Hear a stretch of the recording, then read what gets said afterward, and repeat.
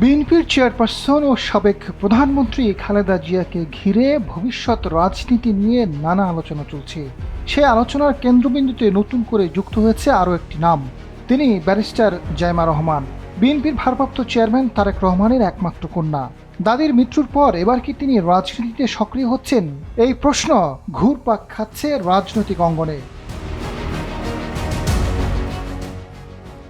সম্প্রতি বিভিন্ন আন্তর্জাতিক ও দলীয় অনুষ্ঠানে বাবা তারেক রহমানের সঙ্গে কিংবা প্রতিনিধি হিসেবে তার উপস্থিতি আলোচনার জন্ম দিয়েছে জাইমা রহমানকে ঘিরে। গত বছর যুক্তরাষ্ট্রে অনুষ্ঠিত ন্যাশনাল প্লেয়ার ব্রেকফাস্ট অনুষ্ঠানে বাবার প্রতিনিধি হিসেবে অংশ নেন তিনি। এরপর প্রবাসী ভোট নিয়ে বিএনপির একাধিক ভার্চুয়াল সভায় যুক্ত হন। সর্বশেষ দাদি খালেদা জিয়ার মৃত্যুতে শোক জানাতে আসা ভারতের পররাষ্ট্রমন্ত্রী এস জয়শঙ্করের সঙ্গে বৈঠকে বাবার পাশে দেখা যায় তাকে। এসব উপস্থিতি জাইমার রাজনৈতিক ভবিষ্যৎ নিয়ে আলোচনা উস্কে দিয়েছে।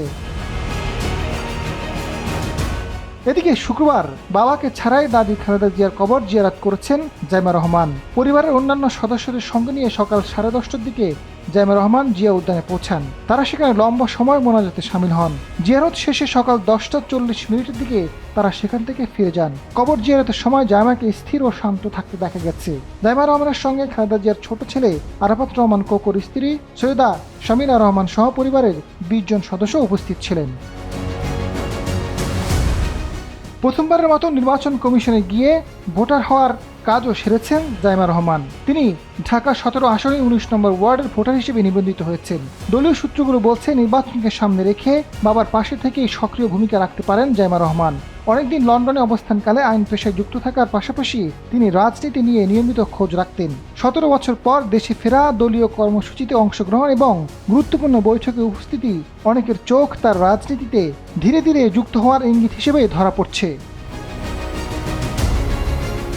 রাজনৈতিক বিশ্লেষকরা বলছেন, দক্ষিণ এশিয়ার রাজনীতিতে উত্তরাধিকার নতুন কিছু নয়। জিয়াউর রহমান ও খালেদা জিয়ার নাতনি এবং তারেক রহমানের একমাত্র মেয়ে হিসেবে জাইমা রহমানের রাজনীতিতে আসা অনিবার্য ছিল বলেই মনে করছেন।